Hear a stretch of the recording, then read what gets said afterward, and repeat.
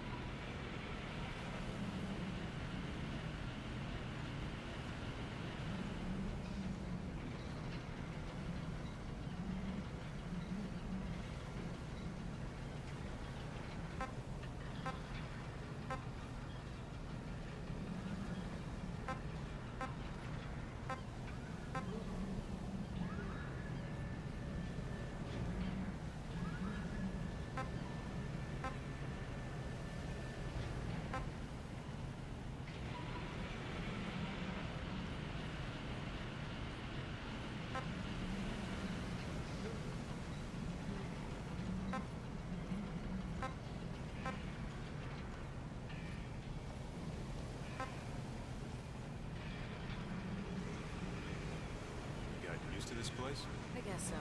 Yeah. It's good. It is pretty unique, after all. Yeah. I was confused by a lot of things at first, but I feel welcome. Well, that's what counts, right? Nobody here treats you differently based on your color or country. In that respect, it's very open-minded. Yeah. I don't know what the future holds, but for now, I plan on staying. Glad to hear it. Looking forward to working with you. Same here.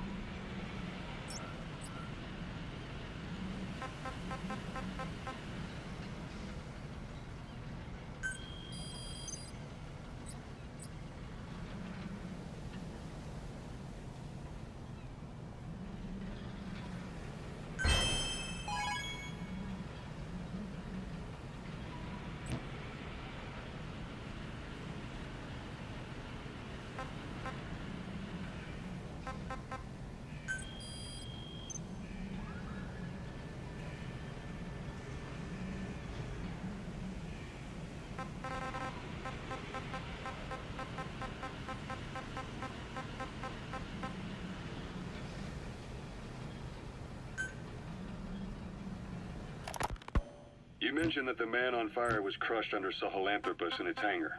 Yeah. He was caught under the wheels of its transport platform.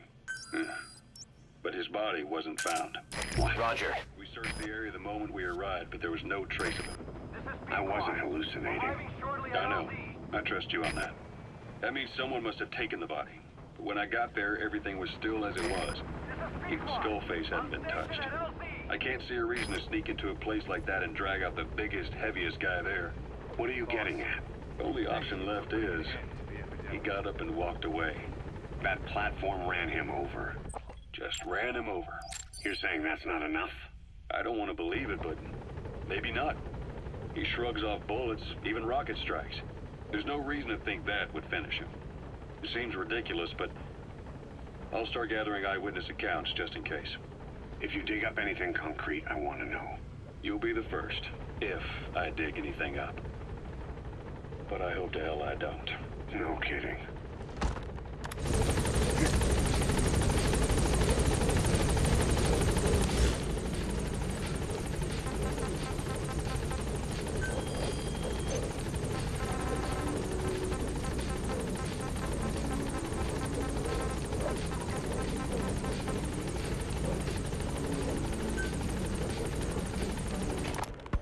This is yellow cake that Cypher was having the PF's transport. Before we met you, the boss recovered it from a truck crossing the savannah. Are there metallic archaea inside it? Yes, the archaea metabolize uranium-235 to subsist. They must be stored inside yellow cake, or they cannot survive. So those biological traces we took for impurities were actually the real cargo. Of course, they are deactivated, so they do not trigger a sudden enrichment. They are like baker's yeast. Yet, they do gradually enrich the uranium as they feed. I imagine you detected weapons-grade traces. Yeah, we did. And the malachite that was loaded on the truck had traces of uranium in it too. So that's the flower, huh? Skullface was gonna sell do-it-yourself nuke kits. The uranium-enriching archaea complete with the user's manual. And the ores with the uranium could be sourced by the client or provided by Cypher. Even the trace amounts buried in common ores can be enriched to weapons-grade uranium by the metallic archaea. Proving that must have been the most important factor of the trials. That and the ability to successfully prevent detonation. So if the amounts of uranium in the ores are low enough, they can get past any inspection. And you only need a tiny amount of the archaea to act as the yeast. No great challenge to smuggle that either. The first step towards saturating the world with nukes. His plan. That was not my intention. My only goal in developing the metallic archaea was to save the Dene. What made you think a tool for creating undetectable nuclear weapons would save your people? After 70 years, the Dene reclaimed the Navajo nation from which we were banished. We bore all the hardships of poverty, but we were proud to live off the land we called our own. But in the moment the atomic bomb was dropped on Hiroshima, everything changed. I don't get it. A nuclear arms race between the US and the Soviet Union began with the end of the Second World War. Suddenly, there was a massive demand for uranium. And it was our ill fortune that the ground beneath the Navajo Nation was rich with uranium ore. The Black Ana government set up mine after mine, and many of the Dene worked them, never informed of any danger. Every day, they went to work with no protection. The slag was simply piled out in the open. When rain fell, uranium traces left behind would seep out, and when the ground dried, it was blown about as dust. Land and water were contaminated, irradiated. Many of us became sick and died. That pain lives on to this day. I have no idea. Wanting more than anything to revive the land my forebears left to me, I was delighted upon discovering microbes that eat uranium. If they could be domesticated, I believed we could rid our land of uranium. Were you successful? No. The research called for funding on a colossal scale. But nobody was willing to invest with no prospect of a return. And that's when Skullface showed up. Correct. I can save you and your people. We share the same will. That is what he said to me. And I believed him. Black Ana forced me to abandon my uranium cleanup work and focus on nuclear weapons. And he held all the Dene hostage. Today, the uranium mines within the reservation are finally closing down. It is simply less expensive now to source uranium overseas. New victims, different places. But uranium is a tactical resource. To rely on a foreign country for it is a difficult decision to make. And he was in the perfect place to influence that decision. He could have condemned your people to the mines forever. The contamination comes not only from uranium. The fallout from the Nevada nuclear tests also settled on our lands. As if our fortune were not already bad enough, we are also downwinders. To save the Dene, I must complete my original research.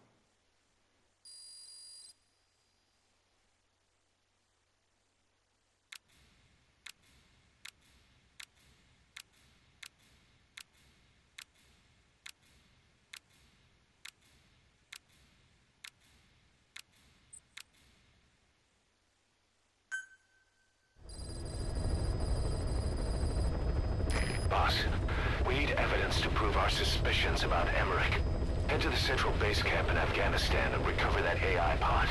It's time we purge Diamond Dogs of that traitorous parasite once and for all.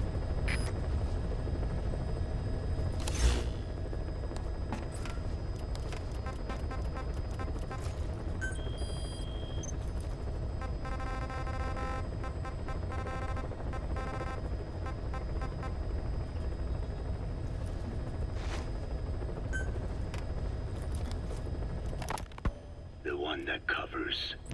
The parasite that lives on the surface of the skull's bodies is what gives them their power. Similar to my children, who live in my skin. I modified the parasites I isolated from the body of that old man, differentiating them with various abilities. One that can blend perfectly into its surroundings by exposing the pigments in its cells at will.